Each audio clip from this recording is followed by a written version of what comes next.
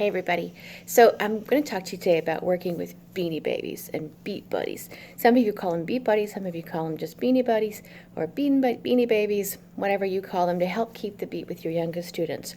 One of the things that I did the other day with my little ones was to do the song, "Oh, the horse stood around with his foot on the ground. Oh, the horse stood around with his foot on the ground. Oh, the horse stood around with his foot on the ground. Oh, the horse stood around with his foot on the ground."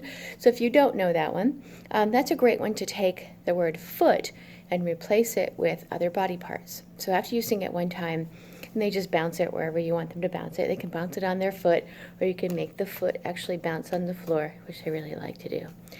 They like to have them, move every little body part they possibly can on their little animal. Then you ask for one volunteer to say, "Oh, give me another body part." And so, John says, "Let's do it on our hand.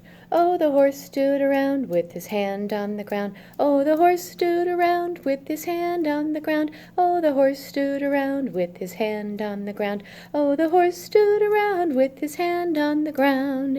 And you can say, okay, who's got another one? And of course, hands will go up. And then the favorite one was the tummy.